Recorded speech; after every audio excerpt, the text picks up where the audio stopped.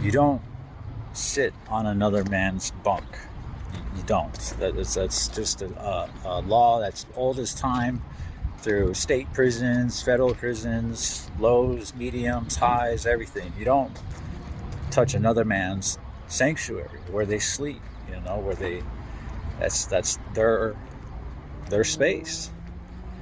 Well, you violated that. You sat right next to me on my bed, uninvited, and like he had no reason to. He just kind of sat down like he was just going to kick it. And as soon as he sat down, I stood up and I kind of started pacing around on the side of the room. And I'm thinking to myself, all right, I'm going to have to do something now, because he's not. It wasn't enough, and that's what you gotta fucking stamp that shit out. As soon as something like this starts to happen, and if you ever find yourself in that situation and you're incarcerated, you need to immediately stamp it out, because if you're not making them choke on their own blood immediately, they're gonna think they can wear you down. What's good, YouTube? So the clip that you just saw was pretty much my final form on my stance on those kinds of things, right? And I didn't just wake up one day and come out the cell and stretch and be like, yeah, everybody who is involved with these kinds of things is just gonna get smashed right out the gate. It didn't come about like that. And to be honest, nobody really has those kinds of conversations with you unless you know somebody who's been there and been in that situation, much like I am to you right now. When I was, up and coming and in state prison, and even when I first got to the feds, nobody really tells you what to do or any kind of protocol or how to handle a situation where you find yourself witnessing or being a part of somebody who's interested in that with you, right? And sometimes you can just run across it. Sometimes you just run up on it, out the blue, and you're a part of it now.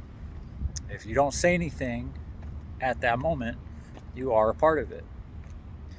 And I can tell you from experience, the best thing to do is right there. As soon as it happens, you let somebody know. You let their people know. You let your people know. You put them on blast. That's the best.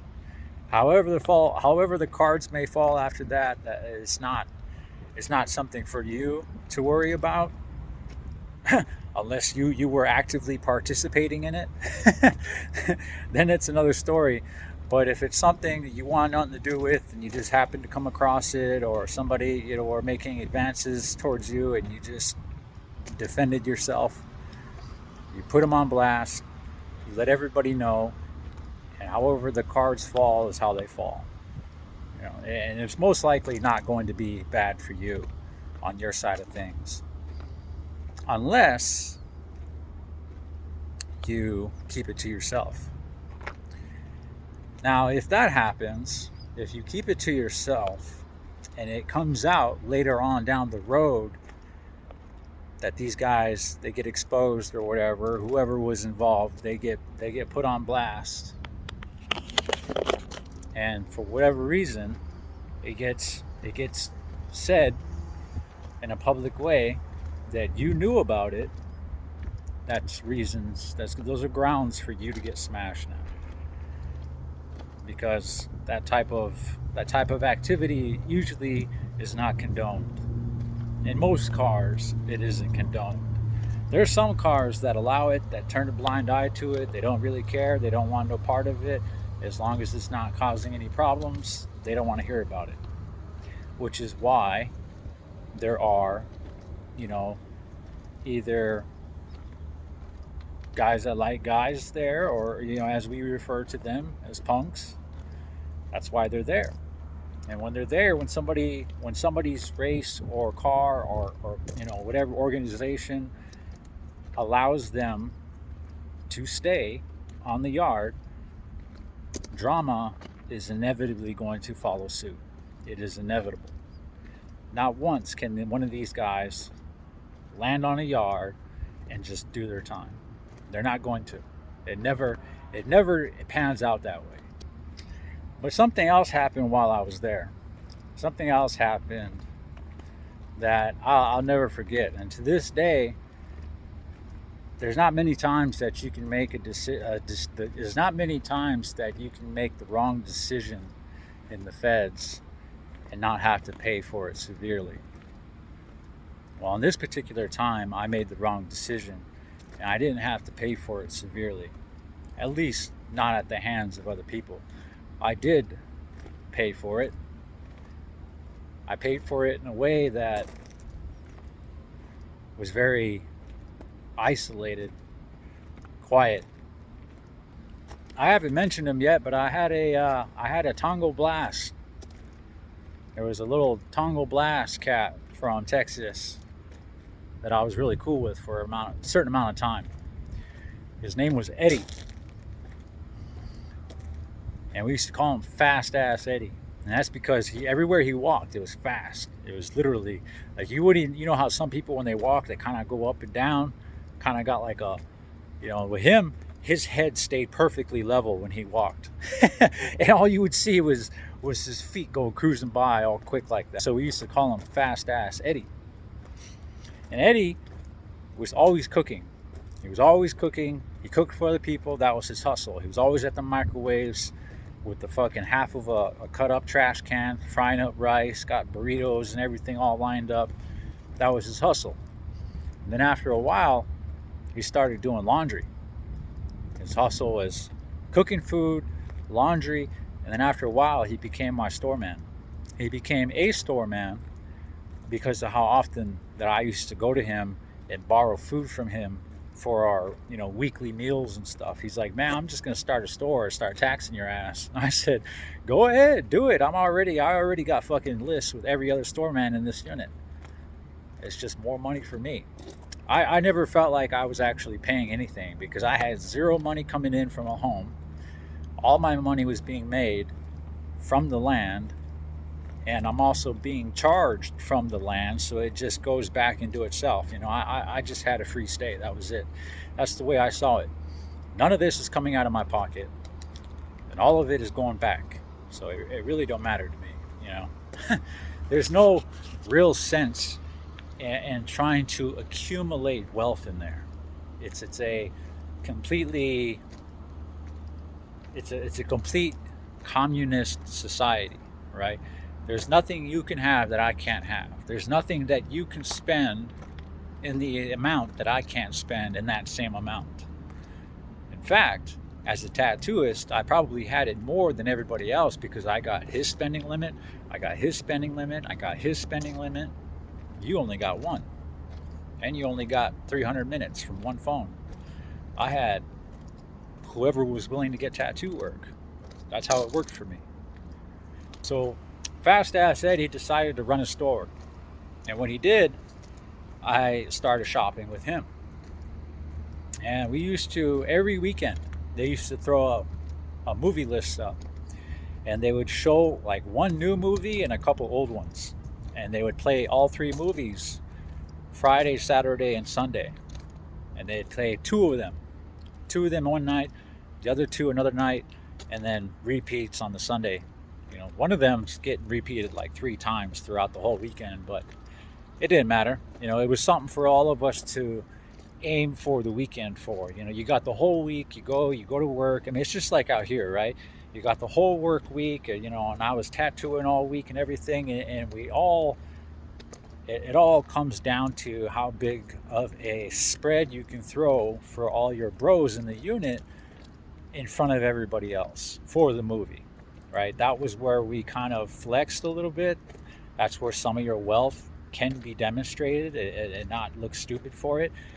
Everybody had to have big, super $20 fucking nacho bowls every weekend. You had to have one. Even if it's just fried rice and some summer sausages cut up and everything, you had to have something for the movie. That was the thing. Like out here, everybody has to have a car. It was just kind of mandatory. It was one of the staples of necessities in everyday life. That's kind of like how it was in there. You had to have somebody to eat with every weekend. And if you didn't and you were left out and you actually had nothing and you were ass out, it's a shitty feeling. It's a shitty feeling to be sitting down there with your headphones on and you got a cool movie on, something you haven't seen before, something that's brand new, it's been released since you've been in prison, and everybody but you has something to eat and drink. It's a shitty feeling. And I remember feeling that when I first went in. When I first went in, I didn't have money, and I wasn't hustling, I wasn't drawing, I wasn't doing none of that shit. So there was a lot of broke ass movie nights for me in the beginning. But there was another native that showed up who got along with Eddie really well along with me. His name was Darwin Martin. I'll never forget him. Big, tall Minnesota chief, Anishinaabe.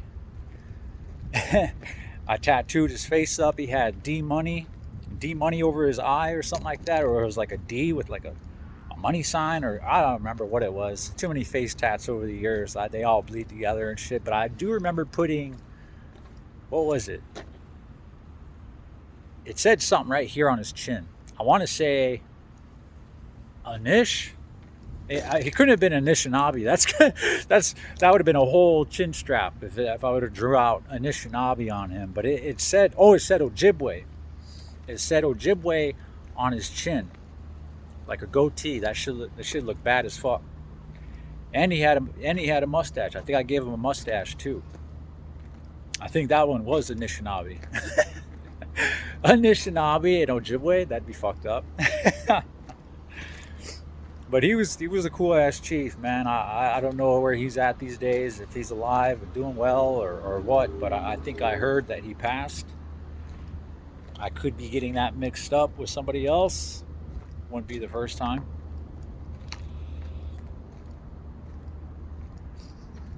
Well, he was a good chief, man. He was funny as hell. He loved the clown.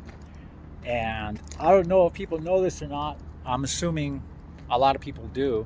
Everybody knows that in prison, white boys have the gay humor, right? Everybody knows that. They have the gay humor. And I mean like really gay. Like they'll run up and like fucking, I don't even know what the hell they call it, but they would literally just jam their fingers straight up into somebody's ass crack, one of their homeboys, and just be like, ooh, and they'd like try to like spread it at the very end and shit. I don't know what the fuck they call that, but you'd see guys getting each other like that, and he'd be like, oh, and he'd fucking turn around like, oh, that was a good one, you got me, I'm gonna get you back, and he's like, yeah, man, yeah, I think I got a little blood on my finger on that one. Like, there's something else. But at the same time, natives can be bad at it too. We don't do shit like that. We're not gonna touch you like that. We're not gonna do no crazy shit like that. But we will tease the fuck out of you with the same humor, right? The native humor is already kind of twisted. It's already dark.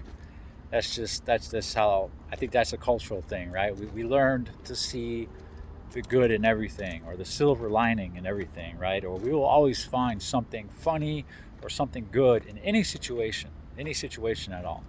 That's just something I've noticed, right? But yeah, D Money, man, he got along with Eddie really well too. And so he started clowning around on Eddie, and Eddie, he was with the gay humor too. So we were always talking crazy to him, and he would start to like, he would definitely roll with it, right? He'd fire back, he'd say some shit to us too, or whatever. It was always an even thing, right? We would always talk shit to him, he'd talk shit back, and whatever. We never thought none of it. There's another character that you have to know that's involved in this story, and his name was Money Mike. And Money Mike was I don't want to say a dropout or anything. I think he just wasn't on count on that yard. But his cousin was like somebody high ranking with the Vice Lords or some shit, or the GDs. I don't remember. It was one of the two. And Money Mike used to make food. He used to make plates, like whole fucking plates, like have all types of shit on them. Like, I would honestly be amazed. He would make food that we weren't even getting in the chow hall, like fried chicken and mashed potatoes and some other shit. Like he would pop up with some stuff, I don't even know where he got it. And he's also the same guy that would make all the pizza pockets and, you know, hot tamales and all this stuff. And anything deep fried, he was your guy. And on top of that, he had a whole mouthful of gold. And he was one of the loudest ones in the fucking unit. One of the loudest ones in the fucking unit, I swear to God. They were all from Peoria. And I fucked with a lot of the cats from Peoria. That was their backyard. So anybody who was getting anything was bringing it in, they were doing it. But I'd always catch Mike going to and from his room to the microwaves and back, running around, collecting stamps, handing out lists and stuff. He was a hustler. He was a hustler. He was all about making bread. Literally. Making actual dough bread and actually making money. Now, one fateful night, all of us would clash in an interaction that I would come to regret for years on end afterwards. By then, I was already living with Eddie.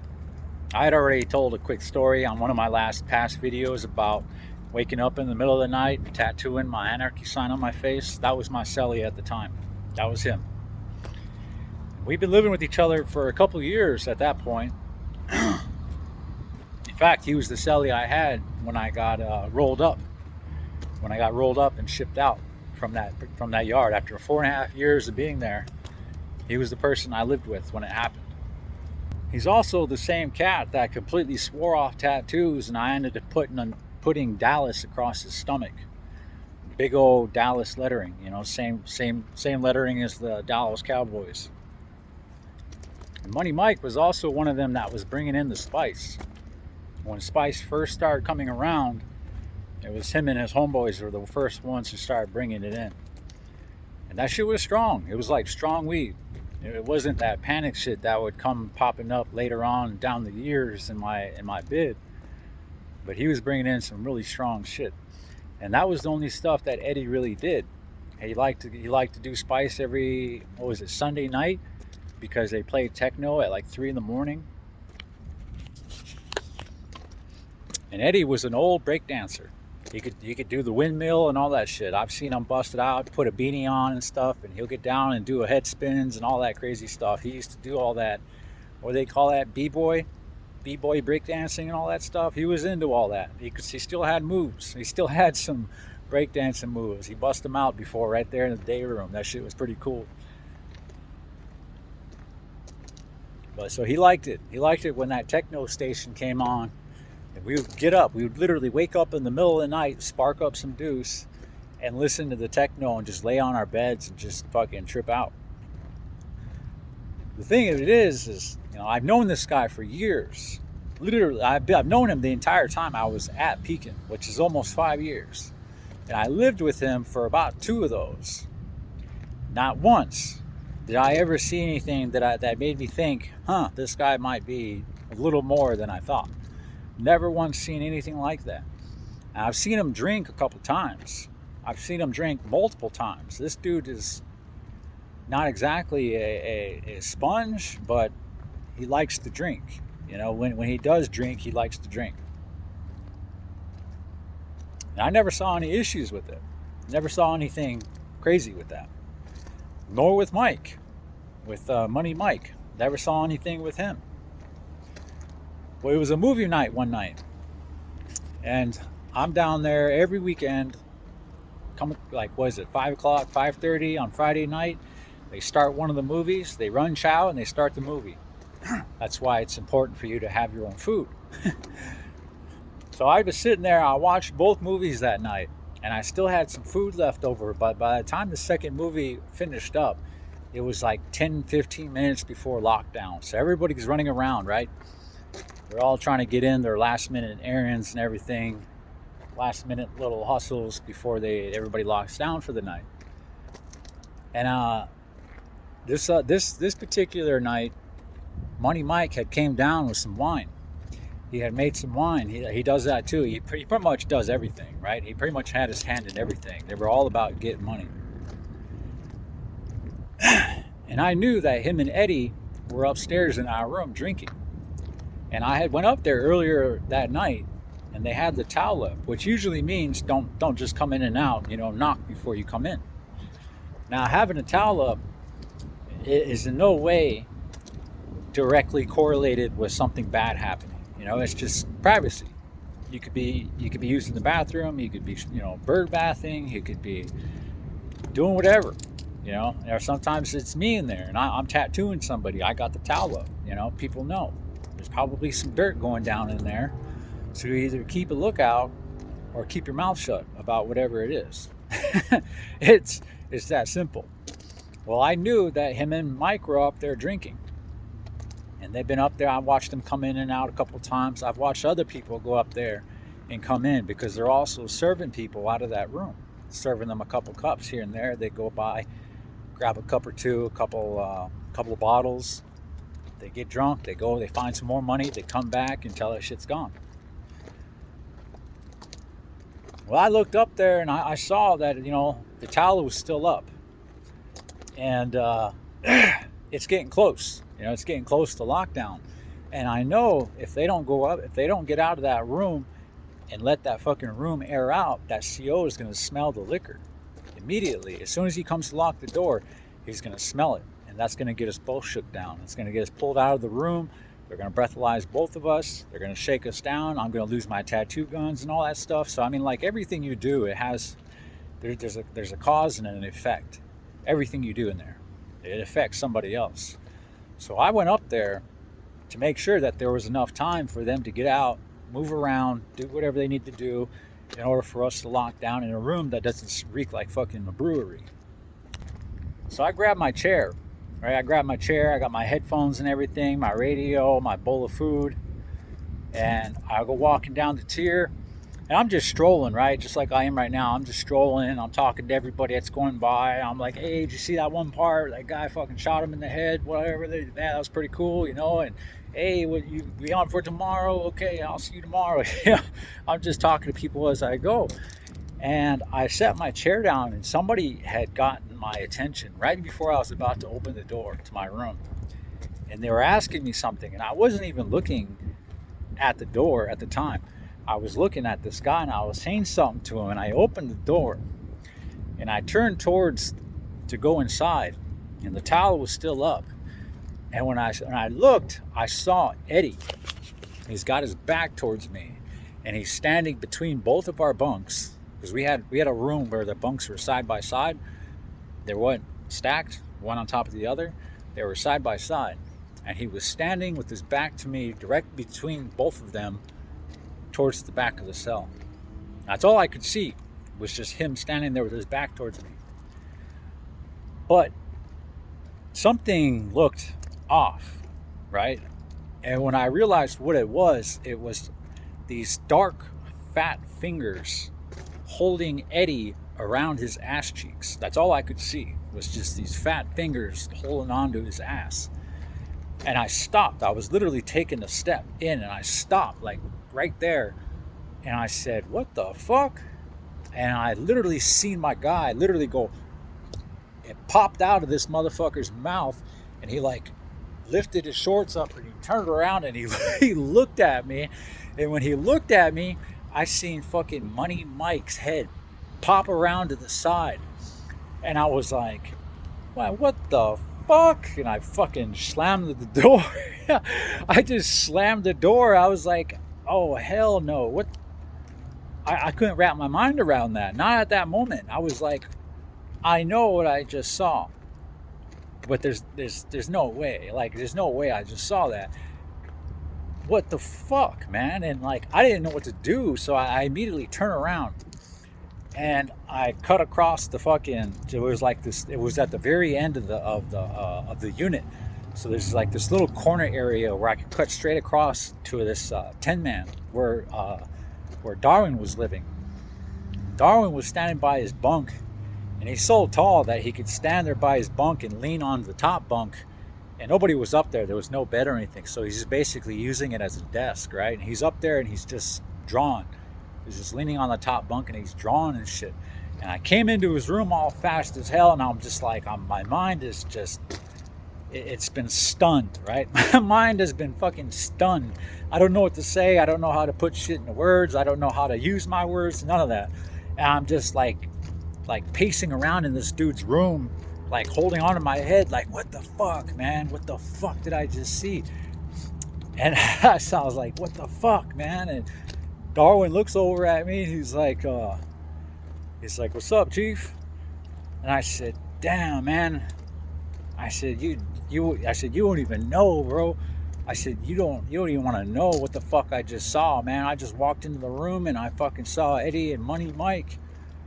And he stopped it. He was still sitting. He didn't even look at me. He was still drawing. He's like, what happened? Did you catch them sucking each other off? And, and that's just our humor, right? That's just our humor. He said that off on the fly, because that's what he would normally say in any kind of situation. That's literally what he would have said.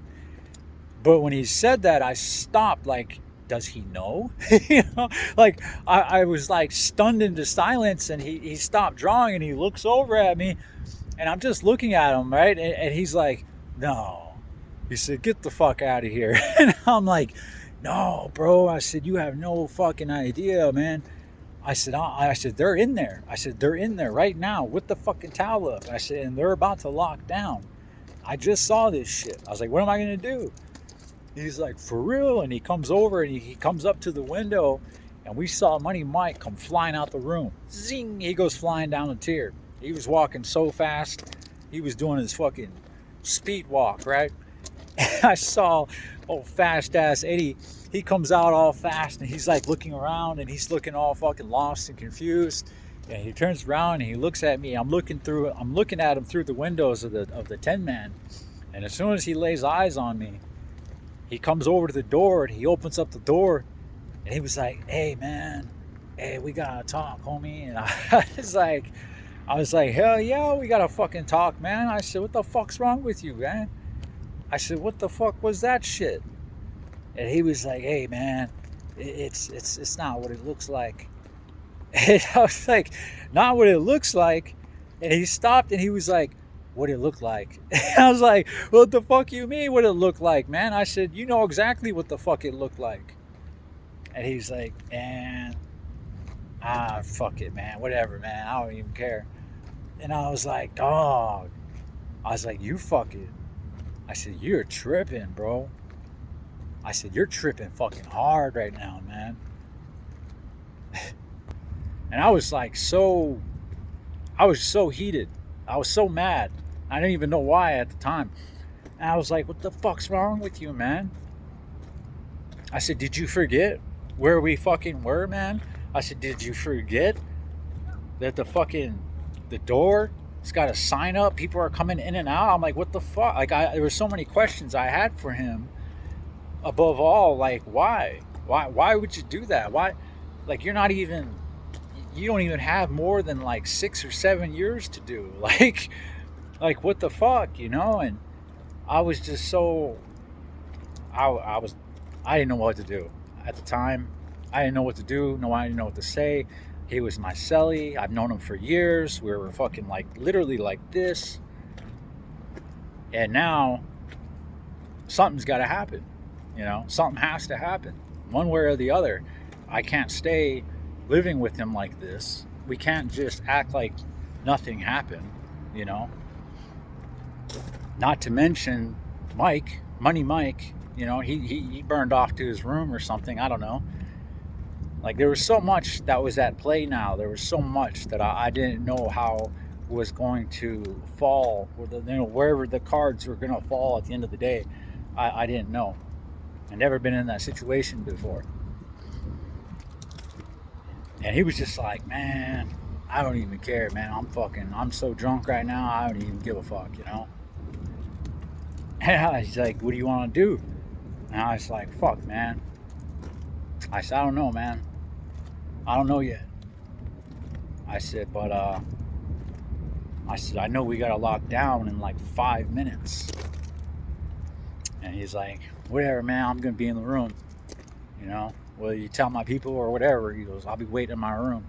And he turns around and he walks off. And he knew at that moment that's what I was supposed to have done. I was supposed to go to his people and say, hey, I just caught your fucking dick sucking little fucking homie in here, or your homie who likes to get his fucking knob slobbed by the biggest loudest one in the unit. He's bogus. You come and get him out of my room. They would have immediately sent two down there and smashed him on the spot. But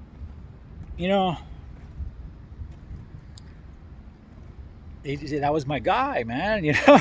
That was my fucking dude. And I locked down. I went and I got a couple fucking papers of weed, and I locked down with him. And we're sitting there, and we're sitting in silence, right? We stand for count. Cop goes by. We sit back down, and he's just sitting there with his head down, and I'm looking at him. And I said, neither one of us can live with each other like this now. I was like, one of us has got to go.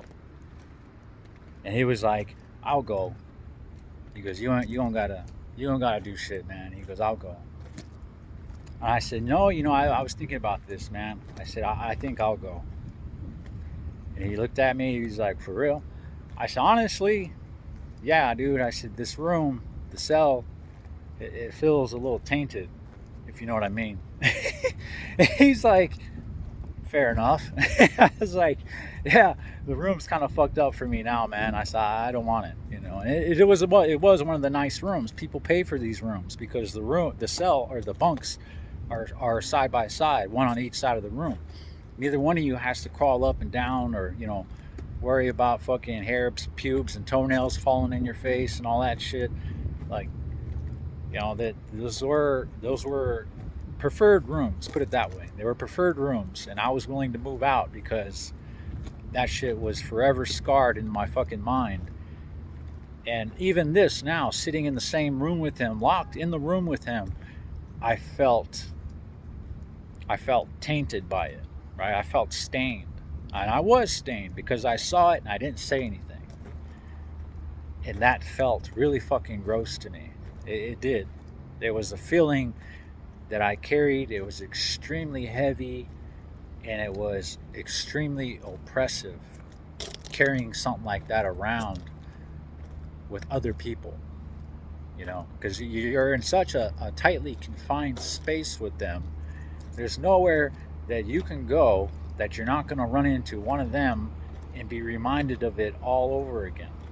The trying not to look at them, look at you kind of thing, trying to look anywhere but at each other every time you walk by, and the really strained, little head nods that you would give just to be polite at the very least, But really gross feeling, and I wouldn't recommend it.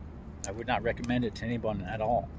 And so I'm sitting there, and I was thinking about all of it, right? The fallout. I was thinking of all the fallout and how it was going to go and everything. And at that point, I was like, I'm going to have to bring this to light.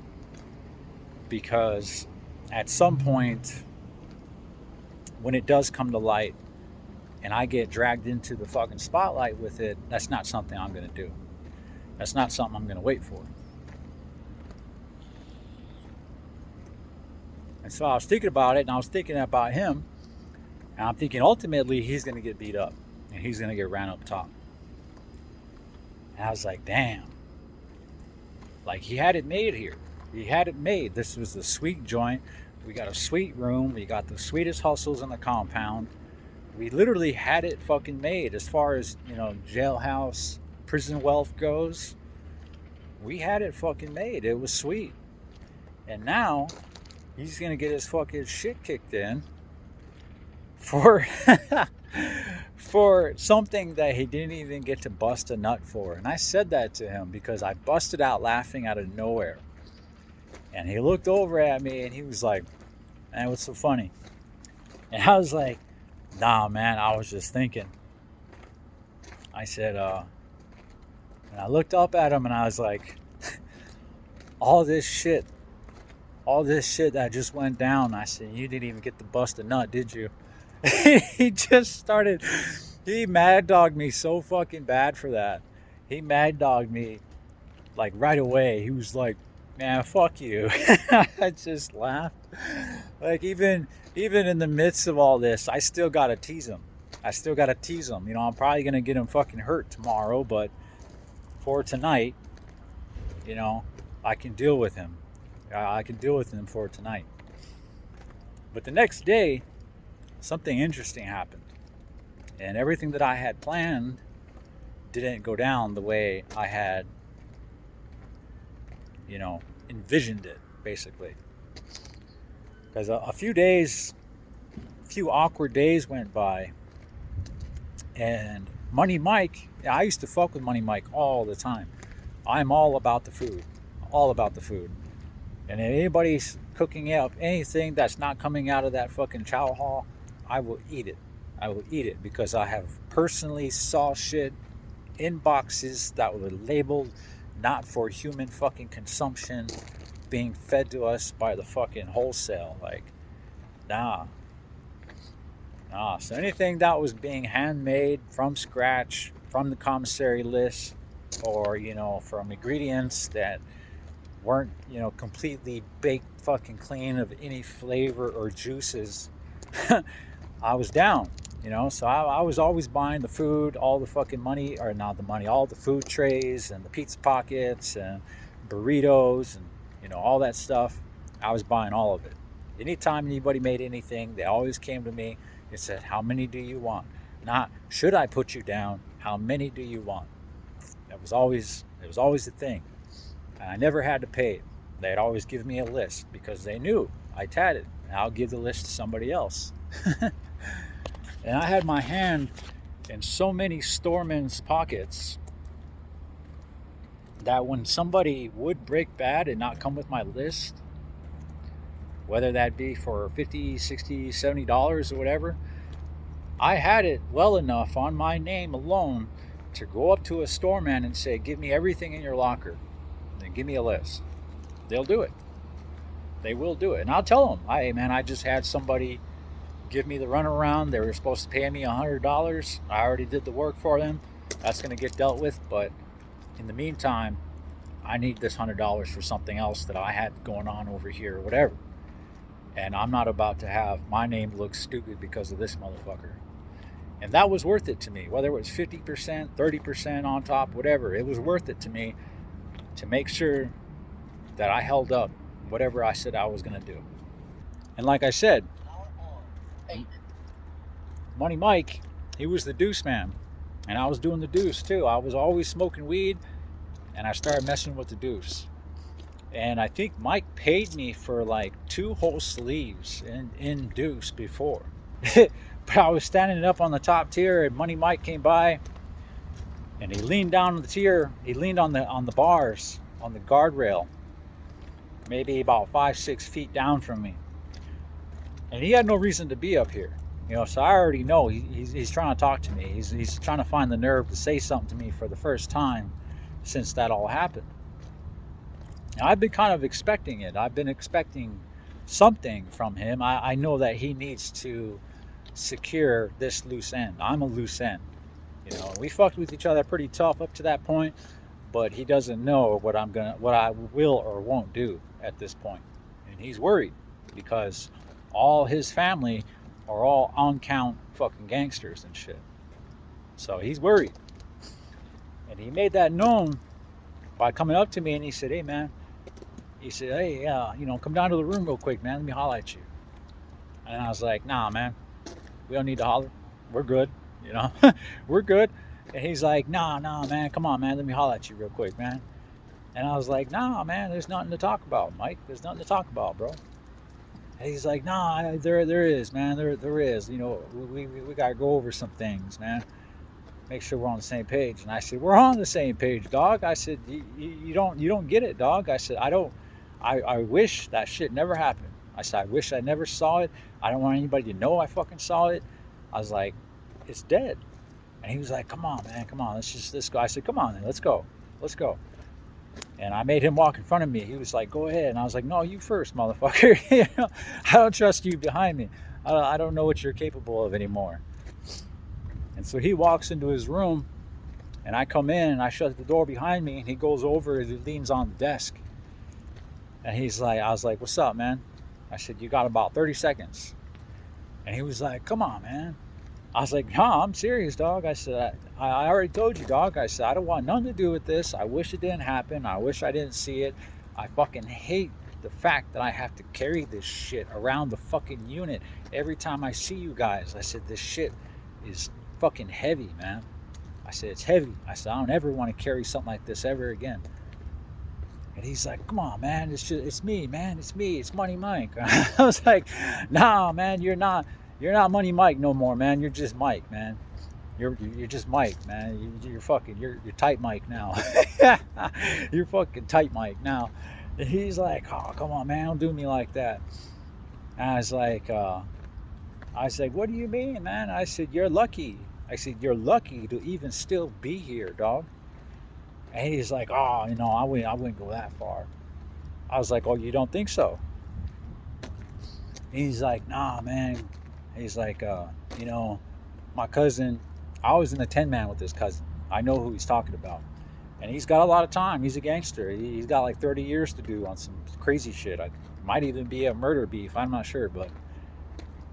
And he was on count. He was on count, either with the Vice Lords or the GDs, one of the two. But he's like, yeah, you know, my cousin, you know, he's on count. He's not going to take too kindly, you know, to anybody saying that, you know, I'm a dick sucker or anything like that. And I was like, hold on, man. I said, hold on.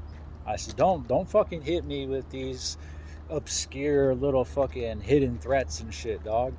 I said, I've been here fucking almost 5 fucking years. And I said, the entire time that I've been here, I have established myself as somebody who does not fucking play.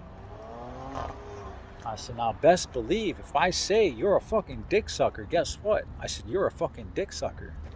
I said, I'll stand on that, dog. I'll go to war over that. If you want to take it that far, I said, we can do that.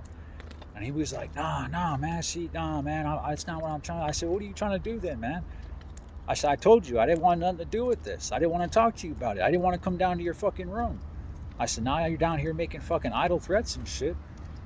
And he was like, nah, man, you got me all wrong. I said, well, you better start doing something, man. I said, you better start fucking doing something. He's like, what do you want? What do you want? I said, what you got, man? He's like, I got some deuce, man. I got some deuce. You want some deuce? I said, bet, run that shit, man. Give me all of it. He's like, oh, I can't give you all of it, man. I said, you're going to give me a fucking lot right now. I said, I'm dead serious. Now, my you know, just in the last, like, couple seconds, it turned from me just trying to have nothing to do with it to now, okay, now I'm fucking, I'm extorting your ass. I'm extorting your ass. You should have left me the fuck alone. You should have left me the fuck alone, because now I'm going to take everything you have for as long as you're going to give it to me. And when you're done with that, then I'm going to roll your ass up top. And he did. He gave me like 15 papers right then and there. And each one of those runs like $15. They could be anywhere from $12 to $15, or 2 to 3 books, depending on where you're at and what the value of your stamps are and all that good stuff. But he gave me about $200 or $300 right there. And I said, I took it and I said, okay. I said, this is a start. He was like, yeah, like, damn, man. You know, and I'm like, nah. I said, nah, man. I've spent enough money with you. And I said, now if I got to fucking carry this secret, I said, this isn't a one-time thing, man. It's not a one-time thing. And he's like, all right, man, all right. Just fuck with me. Fuck with me, I'll fuck with you. I said, all right, man, we'll talk. I shook hands with him, and that's the least I could have did, was just shake his hand. And I turned around and I walked out. But I felt better. I felt better about the situation, because at that point I felt like a victim. Like I straight up felt like a fucking victim in the whole thing. But now I have taken some semblance of what is perceived as control back. and I feel like I'm in a position of power again, basically. But I wasn't in that same position with Eddie, just Mike. Mike was the one that was desperate for whatever he was desperate for. Just me being his friend again, basically, or at least, a bought and paid for friend, but he definitely needed that. So my situation with Eddie, it played out a lot differently than how I had I got a handle on my situation with Mike. And even given what it was a lot more preferable to the really awkward, strained silence that I had to endure anytime I had to lock down with my Celly now. The good thing about that point in time was he was no longer a unit orderly like myself. He started working Unicore, which means as soon as the doors popped, he would take off, and I wouldn't see him again until about 4 o'clock lockdown. And then we would both come in, we'd get on our beds and just sit there quietly, avoiding and refraining from speaking to one another until they counted and opened the doors again. And then it was still, we tried to stay out of the cell with each other as much as we could. We did put a cell move in, but our counselor is the only one that can move cells, and you will be given a out of bounds shot if they find you in a cell that is not your own. Some people do it, they'll move before they get the actual go ahead, but I wasn't really worried about it. We put the move in. It was going to be a couple days before she got around to doing it, and I could live with that. I could have lived with that. But at the same time that all this had taken place, the situation with, I think the last video that I made, the last story that I told about the spiritual advisor who was secretly a pedo, that whole thing had just happened.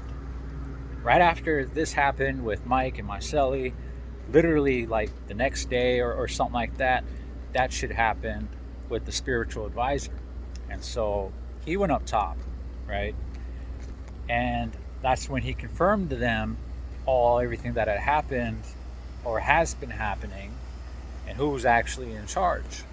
So after they pretty much had a green light on who they were going to grab, and at that point, I don't know if they did it or if somebody that we had ran up top decided to try to come back out, but all I know is somebody that we ran up top already tried to come back out.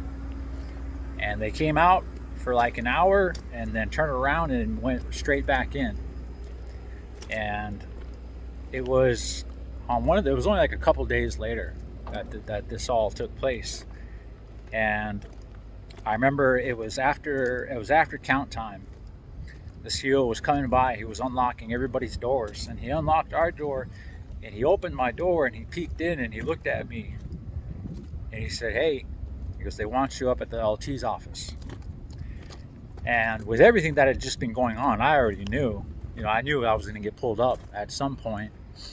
So it's just, it's just business as usual, right? So I get up, and I'm like, all right, whatever. I take my headphones off, and I, wrap my wire around my radio, and I set my radio on the head of my pillow. And I turn around, and I remember looking at the CEO, and the CEO looked like he wanted to say something, and he was looking at my radio, and he like thought better of it, and I seen him look away. But that, it spoke volumes to me. When you're in prison and you're like super highly, aware of even the slightest things, I read that like a fucking billboard.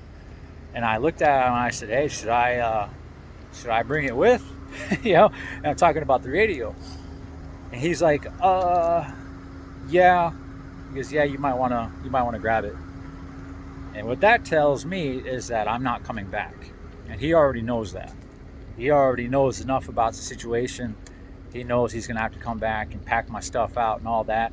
So if you have your radio on you, and you go to the shoe, chances are you're going to get your radio right away. Otherwise, it's going to sit in your property. It's going to get bagged up. It's going to sit in the CO's office for 3 or 4 days before it gets taken from there and it gets taken to the shoe unit. And then whenever a CO in the shoe unit, gets a wild hair up his ass, he'll go through and he'll sort your property, and they'll allow you to have whatever you're allowed to have in the shoe.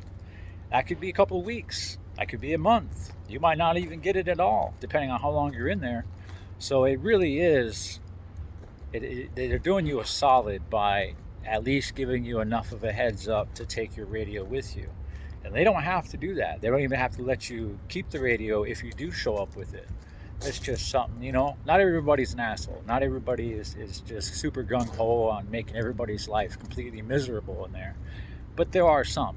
So anyways, I grab my radio. I go up there. There's no talking. There was no interview. They didn't have nothing to say.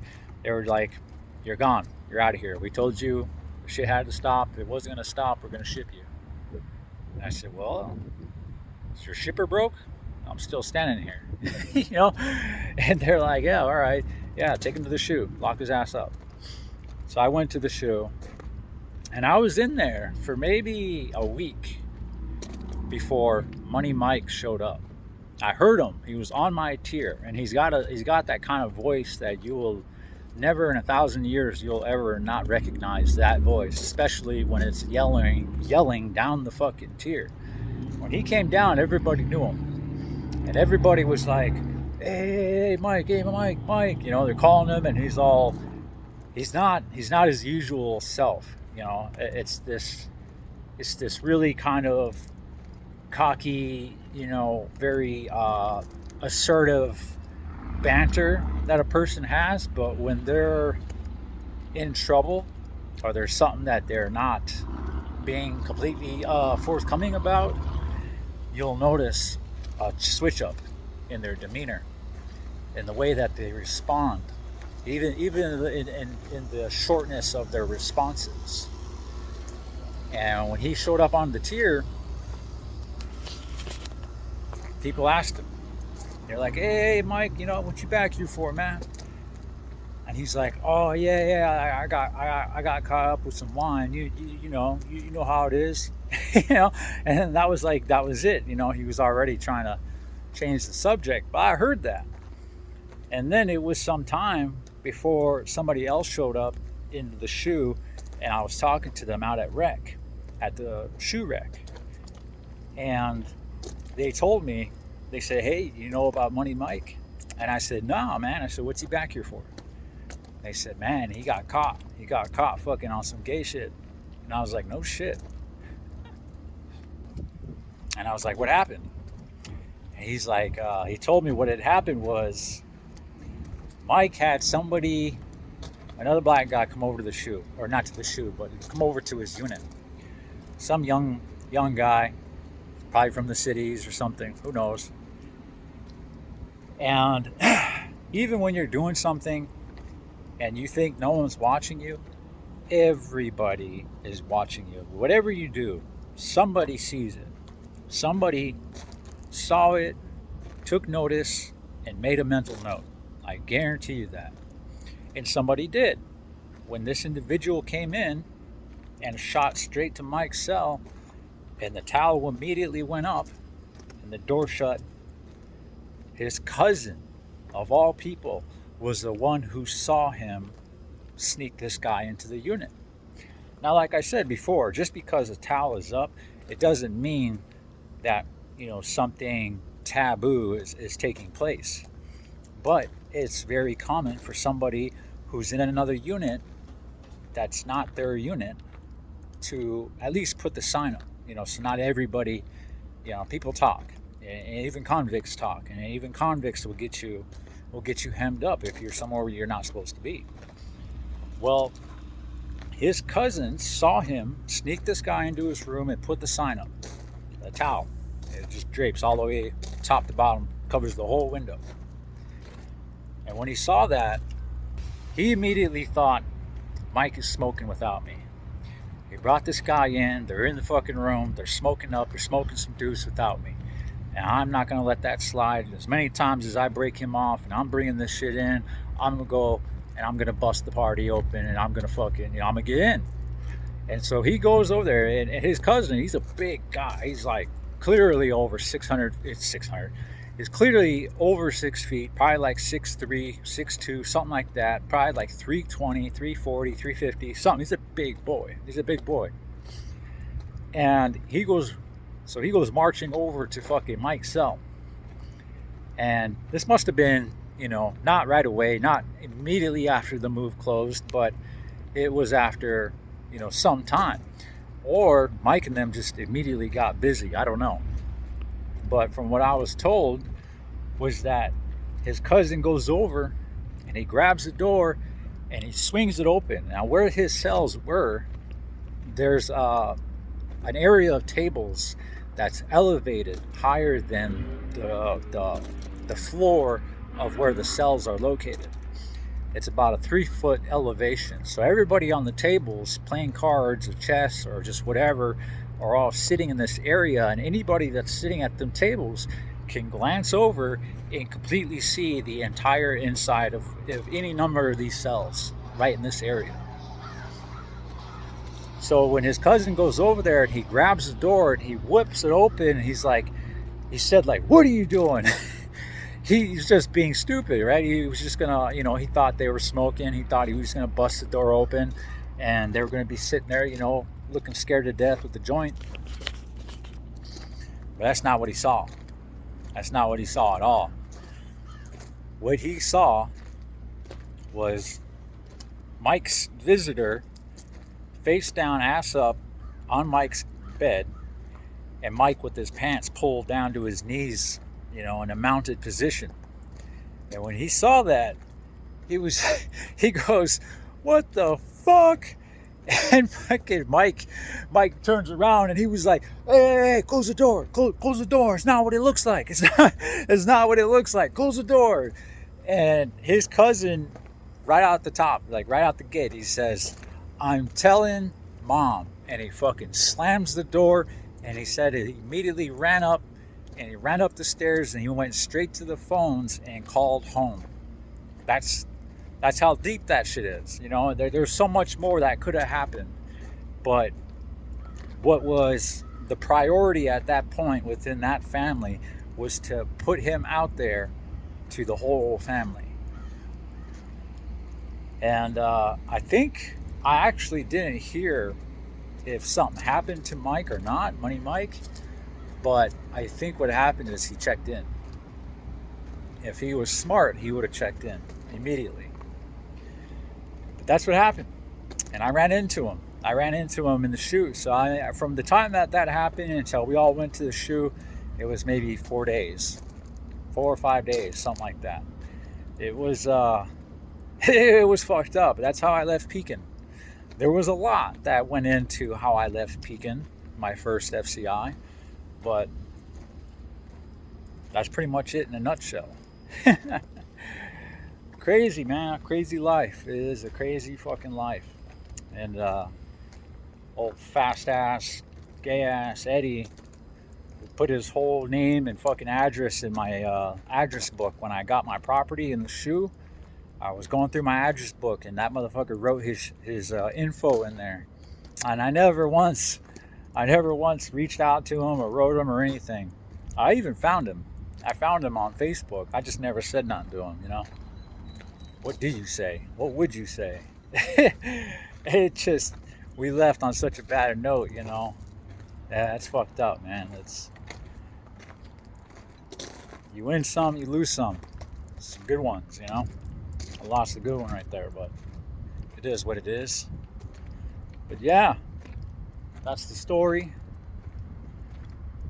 And like I've always said to you guys, whoever likes to watch these and listen to these, I'm not trying to glorify prison in any aspect or anything like that. I'm just letting you guys know what happened to me, how it happened, and what I thought while it was happening, and why I did what I did. And it's been a hell of an experience. But if you guys like what you hear, stick around, subscribe, like the video, leave a comment, help me out, help me get into the algorithm. views been hella low lately. But, you know, I've actually think that I've had a pretty,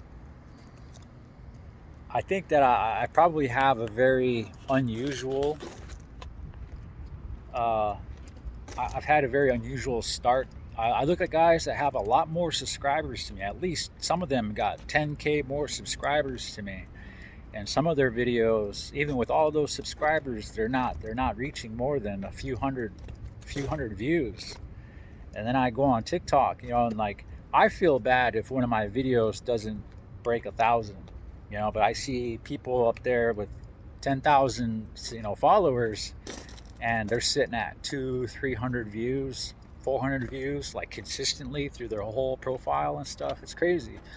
So I spent a lot of time looking at other people's numbers and statistics and stuff, and I realized that I have a very unusual start to this channel. And the fact that I'm even reaching, you know, 1,000 views, 2,000 views, 3,000 views is pretty wild, especially when up to about a month ago I had less than 500 viewers. So it is what it is, but take care, stay safe, stay blessed.